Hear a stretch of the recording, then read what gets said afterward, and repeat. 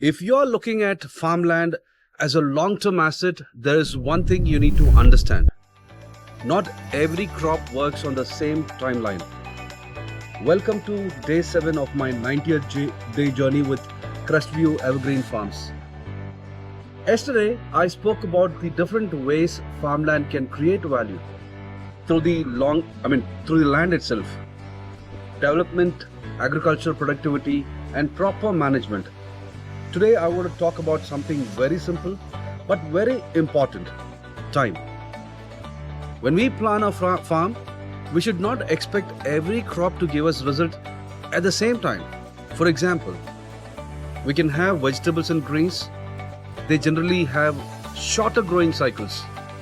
They can help us understand the farm better, the soil, water, labor, crop, and the local market. Then we have the fruit trees. Fruit trees normally need more time.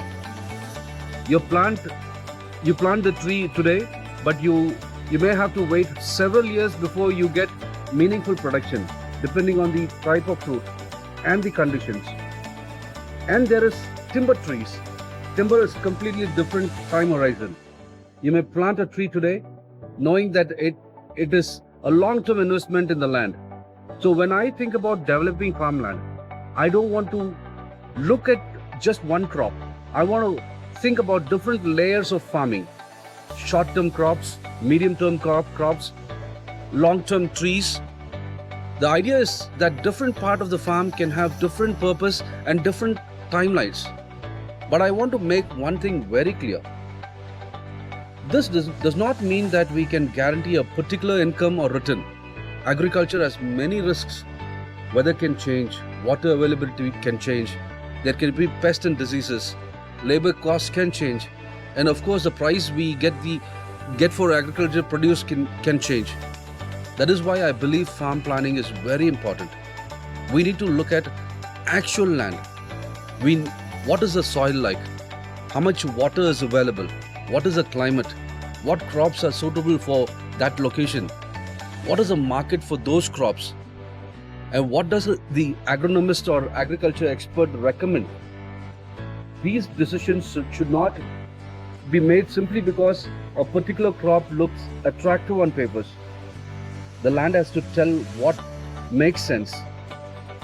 That is also one of the things I learned from my 2-acre farm experience. You cannot fight nature. You have to understand it and work with it. That is the approach I want to bring in Crestview Evergreen Farms. The long-term vision is to create productive agricultural land with a mix of fruits, vegetables, spices, herbs, greens, and timber, while improving the land and creating a sustainable farming environment. Again, this is a vision and a model we are developing. The actual crops and economics will depend on each property. For me, the most important thing is to think long term. Don't just ask how much this land is worth today. Ask, what can this land become over the next 5, 10 or 20 years? That is much more interesting question.